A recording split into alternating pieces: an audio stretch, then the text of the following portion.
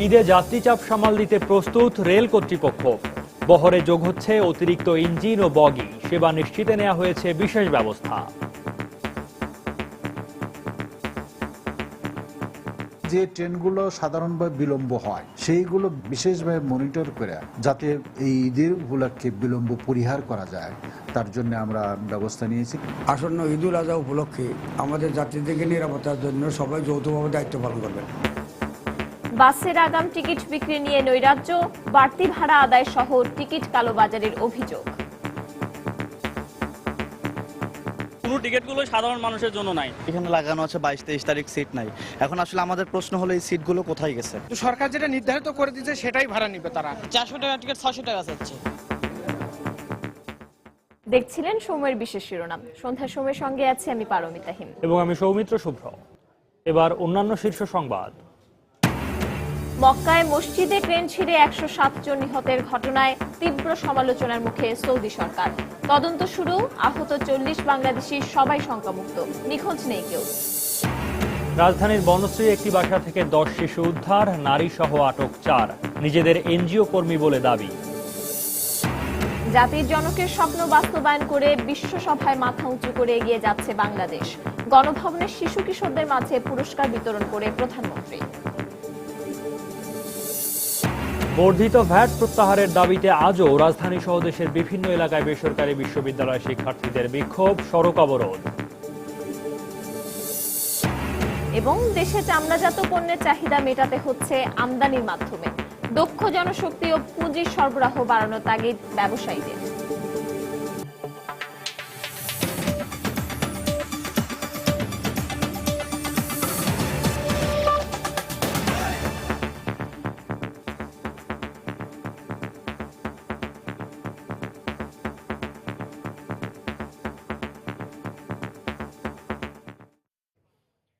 Saudi আরবের মক্কায় মসজিদুল হারামে ক্রেন ছিঁড়ে পড়ার ঘটনার তদন্ত শুরু করেছে কর্তৃপক্ষ।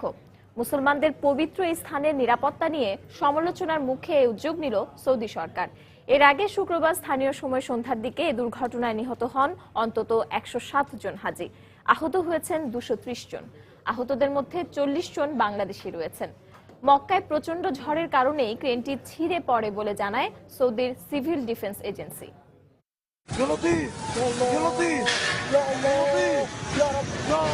শুক্রবার মাগরিবের নামাজের আগ মুহূর্তে হারাম শরীফের ভেতরে হঠাৎ করেই ট্রেনটি ধসে পড়ে। মুহূর্তের মধ্যেই সাদা মেঝে হাজিদের রক্তে রঞ্জিত হয়। মসজিদের সংস্কার কাজে ব্যবহৃত ক্রেনটি মক্কার পবিত্র মসজিদুল হারামের 3য় তলার মেঝেতে আছড়ে পড়লে তার নিচে চাপা পড়ে ও হুড়োহুড়িতে পদদলিত হয়ে কয়েকশো মুসল্লি হতাহত হন। ঘটনায় যে সকল হাজি নিহত হয়েছেন তাদেরকে রাখা হয়েছে মুয়াজ্জম নামক হাসপাতালে, যেটা মিনার কাছাকাছি অবস্থিত। সেখানে কাউকে এখন পর্যন্ত লাশ দেখতে দেওয়া হচ্ছে না। বর্তমানে কাবা ঘরে যে পরিস্থিতি, 2তলা 3তলা 4তলা ক্ষতিগ্রস্ত হয়েছে। 4তলার উপর ফ্রেনের অংশ পড়াতে 4তলা সম্পূর্ণ ক্ষতিগ্রস্ত হয়েছে। এর সাথে সাথে 3তলা এবং 2তলায় ক্ষতিগ্রস্তের প্রভাবটা পড়েছে। এর ফলে 2তলা 3তলায় তাওয়াফ করার যে ব্যবস্থা করা আছে সেই ব্যবস্থা সম্পূর্ণরূপে বন্ধ। কাবা ঘরে ঘিরে যে জায়গাটিতে আমরা তাওয়াফ করি সেই জায়গাটি প্রচন্ড মানুষের ভিড়, পুলিশের বাধা উপেক্ষা করেও মানুষ তার ইচ্ছা অনুযায়ী তাওয়াফ করেছেন। আতঙ্কের কোনো ভয় নাই, লোকজন সব নামাজ পড়তেছে, যাচ্ছে, সরসরাই দিচ্ছে। ধ্বংসের স্তূপটা কিছু তেমন না, আর বিল্ডিং উপর পড়ছে, বিল্ডিং রেলিং ভেঙে গেছে, রেলিংটা খাইতে পড়ে রয়েছে। সামাজিক যোগাযোগ মাধ্যমে প্রকাশিত একটি ছবিতে বিশ্বের বৃহত্তম এই মসজিদের সংস্কার কাজে ব্যবহৃত ক্রেনের ওপর বজ্রপাত হতে দেখা যায়। এর আগে সকাল থেকেই ভারী বৃষ্টির পাশাপাশি তীব্র ঝড়ো হাওয়ায় বিপর্যস্ত হয়ে পড়ে পবিত্র নগরী মক্কা। হারাম শরীফে ক্রেন দুর্ঘটনার জন্য এই বিরূপ আবহাওয়াকেই দায়ী করছে সৌদির সিভিল ডিফেন্স কর্তৃপক্ষ। তারপরও থেমে নেই সমালোচনা। একজন মুসলমান যেখানে জীবনে একবার হলেও কাবা শরীফ জিয়ারতের স্বপ্ন দেখেন, সেই স্থানে এমন দুর্ঘটনায় সমালোচনা শুরু হয়েছে বিভিন্ন মহলে। হজের মাত্র 2 সপ্তাহ আগে কাবা শরীফকে ঘিরে থাকা মক্কার বড় মসজিদে হতাহতের এই ঘটনায় এখানকার নিরাপত্তার মান নিয়ে প্রশ্ন তুলেছেন বিশেষজ্ঞরা। গুরুত্বপূর্ণ এমন স্থাপনায় নিরাপত্তা নিশ্চিত করার জন্য অবশ্যই কিছু কৌশল দরকার। প্রতি বছরই হজ করতে এসে বিভিন্ন দুর্ঘটনায় অনেক মানুষ মারা যাচ্ছে। এমনটা কখনো কাম্য নয়। এই সমালোচনার মুখে দেশটির সরকার পুরো বিষয়টি নিয়ে তদন্ত শুরু করেছে। এতে কারো দায়িত্ব অবহেলা আছে কিনা তাও খতিয়ে দেখার নির্দেশ দিয়েছে কর্তৃপক্ষ। এর মধ্যে ঘটনাস্থল পরিদর্শন করেছেন মক্কার গভর্নর প্রিন্স খালেদ আল ফয়সাল। তিনি এ ঘটনায় আহতদের যথাযথ চিকিৎসা ও তাদের হজ পালনে সার্বিক সহায়তার আশ্বাস দিয়েছেন। মসজিদ আল হারাম কমপ্লেক্স প্রায় ৮৮ একর এলাকা জুড়ে অবস্থিত। গত বছর মসজিদের এলাকা সম্প্রসারণ করে ৪ লাখ বর্গমিটার করতে কাজ শুরু করে সৌদি সরকার। রিয়াদুল ইসলাম, সময় সংবাদ। এদিকে এই ঘটনায় আহত ৪০ বাংলাদেশের সবাই শঙ্কামুক্ত বলে জানিয়েছেন সৌদি আরবে নিযুক্ত বাংলাদেশের রাষ্ট্রদূত গোলাম মোসে। আহতদের স্থানীয় হাসপাতালে চিকিৎসা দেওয়া হচ্ছে বলেও জানান তিনি। এছাড়া এই দুর্ঘটনায় কোনো বাংলাদেশি নিখোঁজ নেই বলেও জানিয়েছেন রাষ্ট্রদূত। ৪০ জন বাংলাদেশি তারা পেয়েছেন এবং তাদেরকে চিকিৎসা করে ইনিশিয়াল ফার্স্ট এইড এবং ট্রিটমেন্ট দেওয়া হয়েছে। ৩ জনের অবস্থা ক্রিটিক্যাল ছিল, সেটা রাত্রে আমাদেরকে জানানো হয় যে তাদের অবস্থা এখন স্টেবল। হজ মিশনের কর্মকর্তা এবং দূতাবাসের কর্মকর্তাগণ বিভিন্ন হোটেল এবং আলাপ আলোচনার মধ্যে জানা যায় কোনো বাংলাদেশি ৪০ জনের বাইরে কাউকে সেই অবস্থা কেউ নিখোঁজ হয় নাই। জাতির পিতার স্বপ্ন বাস্তবায়ন করে বাংলাদেশ এখন বিশ্ব সভায় মাথা উঁচু করে এগিয়ে যাচ্ছে বলে মন্তব্য করেছেন প্রধানমন্ত্রী শেখ হাসিনা। সকালে গণভবনে বঙ্গবন্ধুর ৯৫তম জন্মবার্ষিকী উপলক্ষে শিশু কিশোরদের মাঝে চিত্রাঙ্কন প্রতিযোগিতার পুরস্কার বিতরণী অনুষ্ঠানে বক্তব্য রাখেন তিনি। এ সময় প্রধানমন্ত্রী বলেন, বর্তমান সরকার দেশ ও দেশের মানুষের কল্যাণে রাষ্ট্র পরিচালনা করছে। কোমলমতি শিশুরা বঙ্গবন্ধুকে নিয়ে রচনা লিখেছে, ছবি এঁকেছে বাংলাদেশের। গত ৪ বছর বঙ্গবন্ধু মেমোরিয়াল ট্রাস্ট আয়োজিত জাতির জনকের জন্মবার্ষিকী উপলক্ষে রচনা এবং চিত্রাঙ্কন প্রতিযোগিতায় যারা শ্রেষ্ঠত্ব অর্জন করেছে তাদের হাতে পুরস্কার তুলে দেন বঙ্গবন্ধু কন্যা প্রধানমন্ত্রী শেখ হাসিনা। গণভবনে পুরস্কার বিতরণী অনুষ্ঠানে প্রধানমন্ত্রী বলেন, আজকের শিশু কিশোরদের হাতেই আগামী দিনের বাংলাদেশের ভবিষ্যৎ। তাই শিশুদের গড়ে তুলতে হবে যোগ্য নাগরিক হিসেবে। বাংলাদেশকে আমরা এমনভাবে গড়ে তুলতে চাই যে বাংলাদেশের প্রতিটি শিশু শিক্ষায় দীক্ষায় উন্নত হবে, আধুনিক প্রযুক্তি জ্ঞান সম্পন্ন হবে। যেমন ডিজিটাল বাংলাদেশ, এখন সেটা বাস্তব। আমরা ডিজিটাল বাংলাদেশ তৈরি করেছি, কম্পিউটার শিক্ষা আজকে সার্বজনীন করে দিয়েছি। কাজে বাংলাদেশ এখন সব দিক থেকে এগিয়ে যাচ্ছে বিশ্বসভায়। বাংলাদেশ এগিয়ে যাবে। আমাদের আজকের যারা শিশু আগামী দিনে তারা যেন একটা সুন্দর উন্নত শান্তিপূর্ণ জীবন পায়, সেটাই হচ্ছে আমাদের কামনা। শেখ হাসিনা বলেন, জাতির জনকের স্মৃতি সংরক্ষণের পাশাপাশি দুস্থ মানবতার সেবায় কাজ করে যাবে বঙ্গবন্ধু মেমোরিয়াল ট্রাস্ট। ট্রাস্টের মাধ্যমে অনেক দরিদ্র ছেলে মেয়েকে আমরা লেখাপড়ার জন্য সহযোগিতা করি, বৃত্তি দেই। আমাদের আওয়ামী লীগ করে এরকম বহু নেতারা আছেন বয়োবৃদ্ধ হয়ে গেছেন বা রোগে ধুকে চিকিৎসা পান না। আমাদের উপর বারবার আঘাত এসেছে, যেমন ২১শে আগস্ট গ্রেনেড হামলা করে আমাকে হত্যার চেষ্টা হয়েছিল। সে সময় আমাদের দলের অনেক নেতাকর্মী যারা গ্রেনেড হামলায় আহত হয়ে আছেন, এখনও পঙ্গুত্ব বরণ করেছেন। আমরা এদের সকলকে এই ট্রাস্টের মাধ্যমে আমাদের সাধ্যমতো সাহায্য সহযোগিতা করে যাচ্ছি। বঙ্গবন্ধুর অসমাপ্ত কাজ শেষ করে আগামী দিনের সমৃদ্ধ বাংলাদেশ গড়ে তোলার প্রত্যয়ের কথাও জানান প্রধানমন্ত্রী শেখ হাসিনা। শাহ আলী জয়, সময় সংবাদ, ঢাকা। রাজধানীর বনশ্রী এলাকার একটি বাসা থেকে ১০ শিশুকে উদ্ধার এবং এই ঘটনার সঙ্গে জড়িত অভিযোগে এক নারী সহ ৪ জনকে আটক করেছে পুলিশ। পুলিশের মতিঝিল বিভাগের উপকমিশনার জানান, কি উদ্দেশ্যে শিশুদের এখানে জড়ো করা হয়েছিল তা এখনও নিশ্চিত নন তারা। তবে আটককৃতরা নিজেদের অদম্য বাংলাদেশ নামে একটি এনজিওর সদস্য বলে দাবি করেছে বলেও জানান তিনি। খান মোহাম্মদ রুমেলের রিপোর্ট।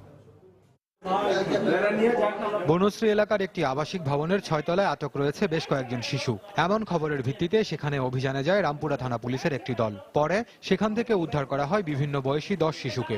বাড়িটি থেকে এক নারী সহ আটক করা হয় ৪ জনকে। নিয়ে যাওয়া হয় রামপুরা থানায়। খবর পেয়ে মোবারক হোসেন নামে এক শিশুর চাচা থানায় এসে ভাতিজাকে শনাক্ত করেন। তিনি জানান, গোরানার একটি মাদ্রাসায় পড়াশোনা করত মোবারক। সেখান থেকে মাস ৬ আগে নিখোঁজ হয় সে। ৬ মাস যাবত খুঁজতেছি, ওরে পাইতেছি না। এরপরে ওরে ওই জায়গা থেকে নিয়ে আসছে, কিভাবে আনছে সেটা আমি জানি না, করতেছে জোরপূর্বক উঠাই নিয়ে আসছে আমি পাওয়ার পরে। আর পুলিশ বলছে আটককৃতরা নিজেদের এনজিও কর্মী বলে দাবি করলেও এই সংক্রান্ত কোনো কাগজপত্র দেখাতে পারেনি। এমনকি একসঙ্গে এতগুলো শিশুকে বাড়িতে রাখার ব্যাপারেও থানার সঙ্গে কোনো কথা বলেনি। আমরা যেটুকু জানতে পেরেছি এই বাচ্চাটাকে কমলাপুর থেকে তার ইচ্ছার বিরুদ্ধে এখানে এনে 6 মাস ভাবে কনফাইন্ড ভাবে তাকে আটক করে রাখে। সবকিছু আপনার ইনভেস্টিগেশন বিস্তারিত তথ্য আপনাদের কাছে আমরা জানতে পারবো এবং যখন আমরা জানতে পারবো তখন আপনাদের সাথে শেয়ার। তারা যে এখানে একটা তাদের সংগঠনের কোনো একটা ইউনিট এখানে পরিচালনা করছেন এ ব্যাপারে আমাদের কোনো লিখিত বা মৌখিকভাবে কোনো তথ্য তারা আমাকে দেননি। এদিকে ঘটনাস্থলে গিয়ে দেখা যায় যে ফ্ল্যাট থেকে উদ্ধার করা হয়েছে শিশুদের সেটি তালাবদ্ধ করে রেখেছে পুলিশ। পাশের ফ্ল্যাটের বাসিন্দারা জানান ফ্ল্যাটটি বেশিরভাগ সময় বাইরে থেকে বন্ধ থাকতো। এছাড়া বাসার লোকজন আশপাশের কারো সঙ্গেও মিশত না। অল টাইম লক করা থাকে, কিন্তু লক করা থাকবে কেন? একটা ফ্ল্যাটে লক করা থাকবে কেন? আমরা যখন টয়লেটে যাই তখন মনে করেন পাশের টয়লেট একই, মানে পাশাপাশি, এই জন্য সাউন্ড আসে, কিন্তু তাছাড়া এদিকে থেকে কিছু শুনতে পাই না আমরা। এলাকার লোকজন আরো জানান ঘটনার পর থেকেই বাসার দারোয়ান ও তার স্ত্রী পলাতক রয়েছেন। খান মোহাম্মদ রুমেল, সময় সংবাদ, ঢাকা। সন্ধ্যার সময় আরো থাকছে। ভারতের মধ্যপ্রদেশের রেস্টুরেন্টে গ্যাস সিলিন্ডার বিস্ফোরণে নিহত 82, ধ্বংসস্তূপে আরো অনেকের আটকে থাকার আশঙ্কা। ঈদকে সামনে রেখে শেষ মুহূর্তের প্রস্তুতিতে ব্যস্ত এখন রেল সংশ্লিষ্টরা। যাত্রীর বাড়তি চাপ সামাল দিতে রেলের বহরে যোগ হচ্ছে আরো 25টি ইঞ্জিন ও 138টি বগি। এছাড়া থাকছে 7 জোড়া বিশেষ ট্রেন, যা ঈদের আগে পরে 10 দিন বিশেষ সেবা দেবে। শিডিউল বিপর্যয় এড়াতেও থাকবে কড়া নজরদারি। এছাড়া সাধ্যের মধ্যে শতভাগ যাত্রী সেবা নিশ্চিত করতে সব ধরনের ব্যবস্থা নেওয়া হয়েছে বলে জানালেন রেলমন্ত্রী। রাশেদ লিমনের রিপোর্ট। ঈদে এমন দৃশ্যের সঙ্গে পরিচিত সবাই। যাত্রীদের এই বাড়তি চাপ সামাল দিতে প্রতি বছরই হিমশিম খেতে হয় রেল সংশ্লিষ্টদের। আবার আগাম টিকিট নিয়েও কম ঝক্কি ঝামেলা পোহাতে হয় না তাদের। আর তাই প্রতি বছরই বেশ আগে থেকেই চাপ সামলাতে প্রয়োজনীয় প্রস্তুতি শুরু করে রেলওয়ে কর্তৃপক্ষ।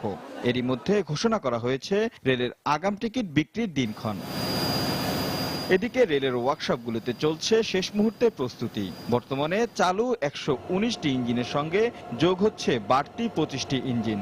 886টি বগির বহরে যুক্ত হচ্ছে 138টি। ঈদের আগে 3 দিন ও পরে 7 দিন ঢাকা থেকে দেওয়ানগঞ্জ ও খুলনায় আর চট্টগ্রাম চাঁদপুর রুটে চলবে 5 জোড়া বিশেষ ট্রেন। আর ঈদের দিন শোলাকিয়া ঈদ জামাতের জন্য থাকবে 2টি বিশেষ ট্রেন। শিডিউল ঠিক রাখতেও নেওয়া হচ্ছে বিশেষ ব্যবস্থা।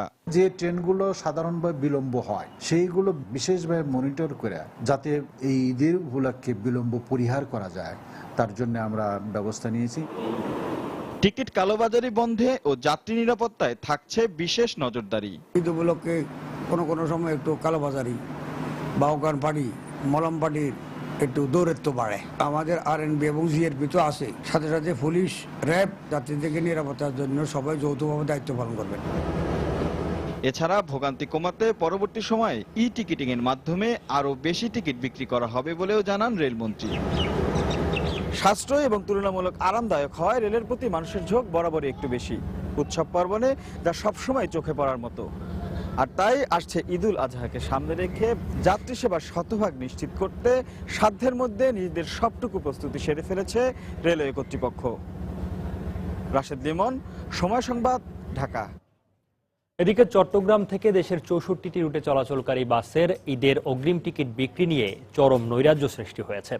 পূর্ব ঘোষণা ছাড়াই অগ্রিম টিকিট বিক্রি করায় অভিযোগ উঠেছে সবগুলো টিকিট কালোবাজারিদের কাছে চলে যাওয়ার, যে কারণে ঘন্টার পর ঘন্টা লাইনে দাঁড়িয়েও টিকিট পায়নি অধিকাংশ যাত্রী, জানাচ্ছেন কমল দে। অন্যান্য বছর অন্তত 1 সপ্তাহ আগে থেকে সবার মাধ্যমে ঘোষণা দিয়ে ঈদের অগ্রিম টিকিট বিক্রি করেছে পরিবহন সংস্থাগুলো, কিন্তু এবার কোনো ঘোষণা না দিয়ে অনেকটা গোপনভাবে 10 সেপ্টেম্বর থেকে টিকিট বিক্রি শুরু করে দেয় তারা। এমনকি বড় বড় কয়েকটি পরিবহন সংস্থা 9 সেপ্টেম্বর থেকেই টিকিট বিক্রি শুরু করেছে বলে অভিযোগ উঠেছে। ফলে বাড়ি যাওয়ার কাঙ্ক্ষিত টিকিট না পেয়ে চরম ভোগান্তিতে পড়েছেন সাধারণ যাত্রীরা। 23 তারিখে যাবো, বাড়িতে যাবো, কিন্তু এখন বলতেছে টিকিট নাই। এখানে লাগানো আছে 22-23 তারিখ সিট নাই। এখন আসলে আমাদের প্রশ্ন হলো এই সিটগুলো কোথায় গেছে। চট্টগ্রাম থেকে দেশের উত্তরাঞ্চল এবং পশ্চিমাঞ্চলের অন্তত 64টি রুটের গাড়ি চলাচল করে। যাত্রীদের অভিযোগ এবার 22 এবং 23 সেপ্টেম্বরের কোনো টিকিটেই মিলছে না। অবশ্য তার একটা খোলা যুক্তি দিয়েছেন টিকিট বিক্রেতারা। 22 এবং 23 তারিখের টিকিটের চাপটাই বেশি, এই জন্য কালকে যারা আইছিল লাইন দিয়ে তারা টিকিট নিয়ে গেছে। টিকিট নাই, এখন প্রায় টিকিট শেষ হয়ে গেছে। এদিকে অন্যান্য দিনে যাত্রার টিকিট পাওয়া গেলেও তার দাম রাখা হচ্ছে অনেক বেশি। তবে এই অভিযোগ মানতে নারাজ পরিবহন কর্তৃপক্ষ। সরকারের যে কিলোমিটার যে ভাড়া সে ভাড়া নেওয়া হচ্ছে, আর কোনো অতিরিক্ত ভাড়া নেওয়া হচ্ছে না। অবশ্য পরিবহন মালিক সমিতির শীর্ষ নেতার দাবি, অগ্রিম টিকিট না পেলেও ঈদে চলাচলকারী যাত্রীদের তেমন কোনো সমস্যা হবে না। আগাম দেয়া হলেও গাড়ির পর্যাপ্ত আছে, রাস্তাঘাটও ইতিমধ্যে শুকনো আছে, রাস্তা গাড়ি চলাচল অব্যাহত রাখা যাবে। আমি আশা করছি যত যাত্রী আসুক আমরা ইনশাল্লাহ তাদেরকে তাদের গন্তব্যে পৌঁছাতে পারব। আর কুমিল্লা, নোয়াখালী, ফেনী সহ আশপাশের জেলাগুলোর বাস যাত্রার কোনো অগ্রিম টিকিট বিক্রি করা হচ্ছে না। নগরীর কদমতলী, পাহাড়তলী, একেখান কাউন্টার থেকে যাত্রার আগেই টিকিট সংগ্রহ করতে পারবেন যাত্রীরা। কমল দে, সময় সংবাদ, চট্টগ্রাম। কোরবানির ঈদ উপলক্ষে দ্বিতীয় দিনের মতো ঢাকা থেকে দেশের বিভিন্ন রুটে বাসের আগাম টিকিট বিক্রি চলছে। রাজধানীর গাবতলী, কল্যাণপুরের বিভিন্ন বাস কাউন্টার থেকে আগাম টিকিট দেওয়া হচ্ছে। দ্বিতীয় দিনে সকালের দিকে কাউন্টারগুলোতে টিকিট প্রত্যাশীদের তেমন ভিড় না থাকলেও বেলা বাড়ার সঙ্গে সঙ্গে ভিড় বাড়তে থাকে। এদিকে আগাম টিকিটের ক্ষেত্রে বাড়তি ভাড়া নেওয়া হচ্ছে বলে অভিযোগ করেছেন অনেকে। বাস মালিকদের সিদ্ধান্ত অনুসারে প্রতিদিন সকাল 6টা থেকে রাত 8টা পর্যন্ত আগাম টিকিট দেওয়া হচ্ছে। এছাড়া আগামী 16 সেপ্টেম্বর থেকে বিআরটিসি বাসের আগাম টিকিট বিক্রি শুরু। আজও রাজধানীর বিভিন্ন এলাকায় টিউশন ফির ওপর ভ্যাট প্রত্যাহারের দাবিতে বিক্ষোভ সমাবেশ, মিছিল ও মানববন্ধন করেছে বেসরকারি বিশ্ববিদ্যালয়ের শিক্ষার্থীরা। এছাড়া আজ থেকে শুরু হওয়া ছাত্র ধর্মঘট আগামী সোমবার পর্যন্ত চালিয়ে যাওয়ার ঘোষণা দিয়ে শিক্ষার্থীরা জানিয়েছেন, তাদের দাবি মেনে নেওয়া না হলে কঠোর কর্মসূচি দেওয়া হবে।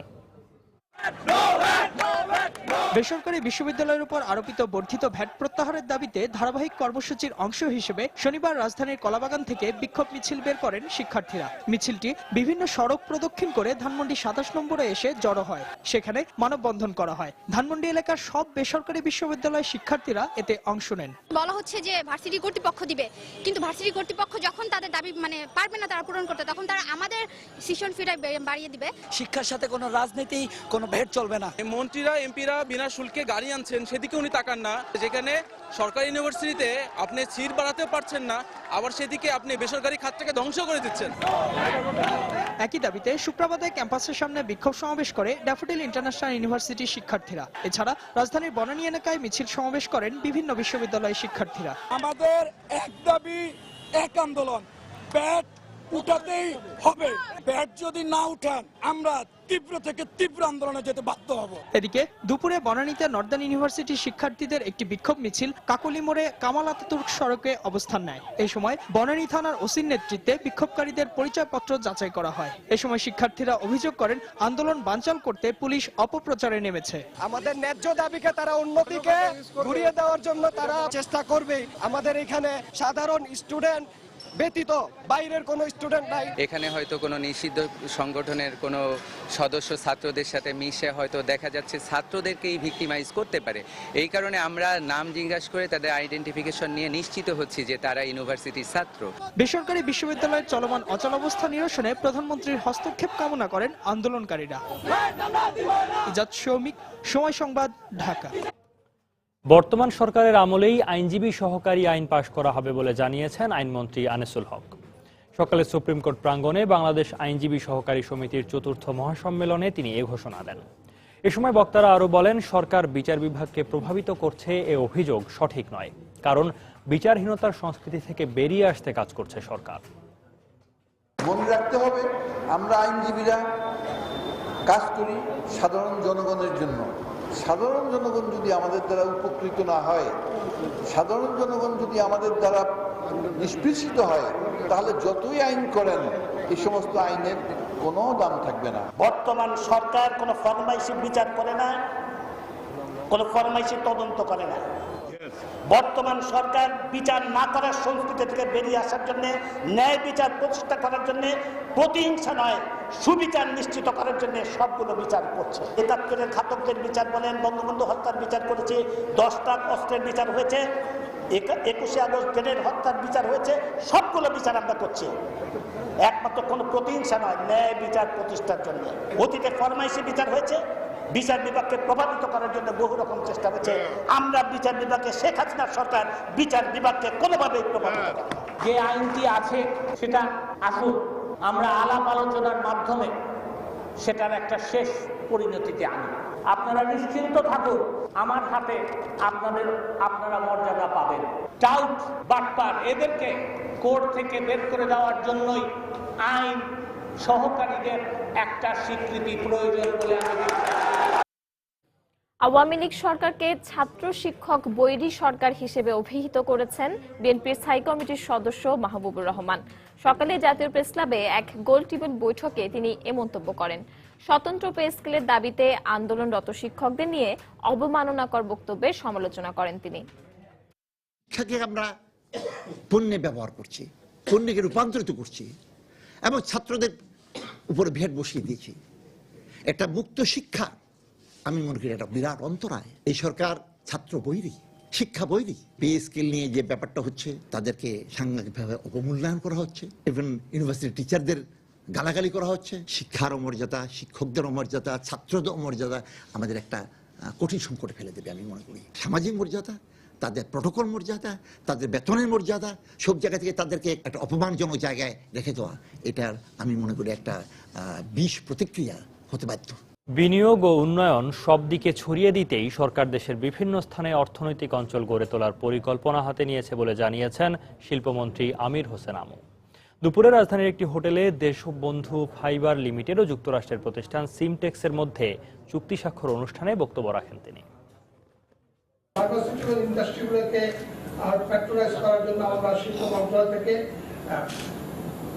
র ম্যাটেরিয়ালসের জন্য একটা জায়গা নির্ধারণ করেছি, যেখানে 251টি ইন্ডাস্ট্রি গড়ে উঠবে এবং আমাদের দেশে ফার্মাসিউটিক্যালের যে সমস্ত র ম্যাটেরিয়ালস যেগুলো বিদেশ থেকে আমদানি হয় সেগুলি থেকে আমরা পরিত্রাণ পাবো। গার্মেন্ট শিল্প, সেইখানেও যেগুলো ব্যাপার লিঙ্কেজ দরকার সেগুলি যদি আমরা নিজেরা তৈরি করতে পারি এবং সেগুলি যদি আমরা নিজেরা করি, তাহলে আমার মনে হয় এই গার্মেন্ট শিল্প আগামীতে আমাদের দেশের জন্য আরো বেশি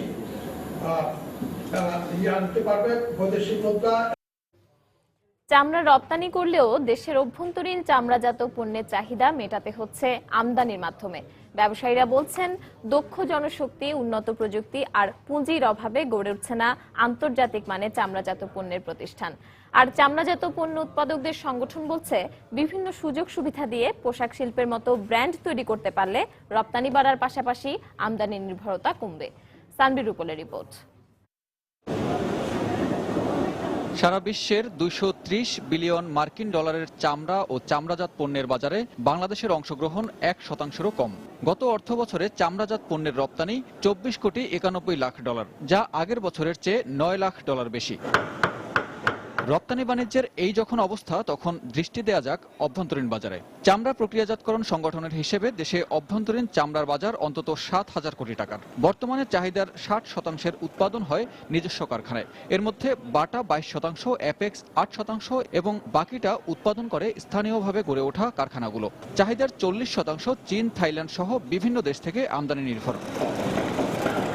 নিজেদের কাঁচামালেও সম্ভাবনা থাকা সত্ত্বেও এই বড় অঙ্কের আমদানি নির্ভরতার কারণ কি? স্থানীয় উৎপাদকরা বলছেন, দক্ষ কর্মী, ব্যাংকগুলোর উদাসীনতা এবং প্রযুক্তির অভাবে আন্তর্জাতিক মানের ব্র্যান্ড হয়ে উঠতে পারেনি চামড়াজাত পণ্য।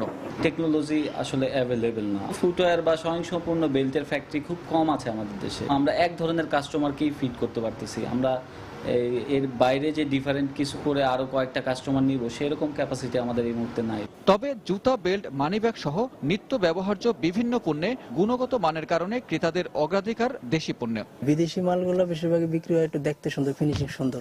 বিদেশেরটা ফিনিশিং ভালো হলো, আমাদের দেশেরটা কম হলেও ওইটা থেকে আমাদের দেশেরটাই ভালো। ফিনিশিংটা যদি আমরা ওইরকম দিতে যাই তাহলে কষ্ট বেশি পড়ে যায়।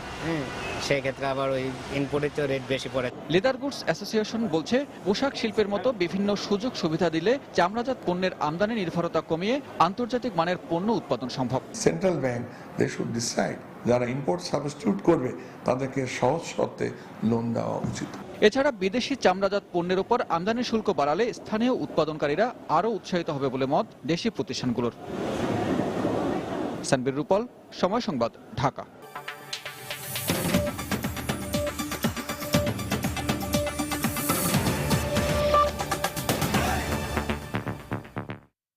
সিরিয়া সহ বিভিন্ন দেশ থেকে আসা শরণার্থীদের রাখা হয়েছে গ্রিসের লেসবস দ্বীপে। সেখানে প্রাকৃতিক অবস্থা খারাপ থাকায় ছোট ছোট স্টিমারে করে তাদের নিয়ে যাওয়া হচ্ছে গ্রিসের রাজধানী এথেন্সে। লেসবস দ্বীপ থেকে সেখানকার সবশেষ পরিস্থিতি জানাচ্ছেন আমাদের প্রতিনিধি শোয়েব কবির। গ্রিসের রাজধানী এথেন্স থেকে প্রায় 461 কিলোমিটার দূরে লেসবস দ্বীপের কারাতে পে এই এলাকায় তুরস্ক থেকে আসা হাজার হাজার সিরিয়ান শরণার্থীদের ক্যাম্প করা হয়েছে। এখানে শুধুমাত্র সিরিয়ান শরণার্থীদের রাখা হচ্ছে।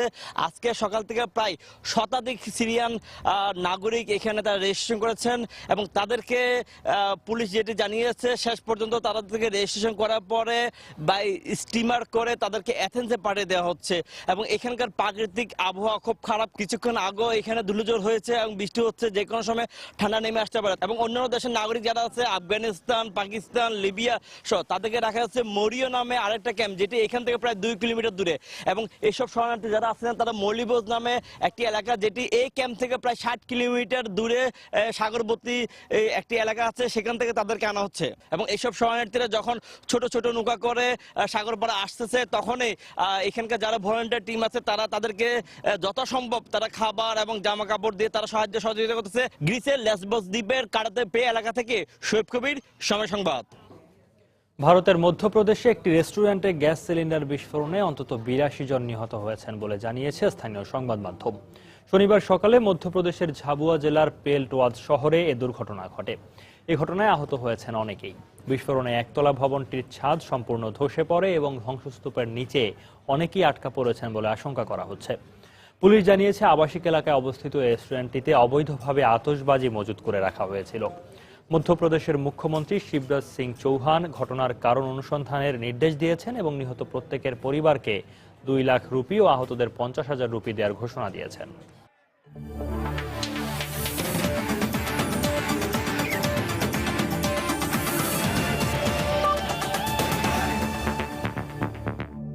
বাংলাদেশ সফরে অস্ট্রেলিয়ার বিপক্ষে টেস্টে নিজেদের সেরাটা খেলে অন্তত একটি জয় তুলে নিতে পারলে তা দেশের ক্রিকেটের জন্য খুবই ভালো হবে বলে মন্তব্য করেছেন অভিজ্ঞ ব্যাটসম্যান তামিম ইকবাল। আজ গুলশানের লেকশোর হোটেলে একটি কোম্পানির শুভেচ্ছা দূত হিসেবে চুক্তি স্বাক্ষর অনুষ্ঠানে এসে তিনি এ কথা বলেন।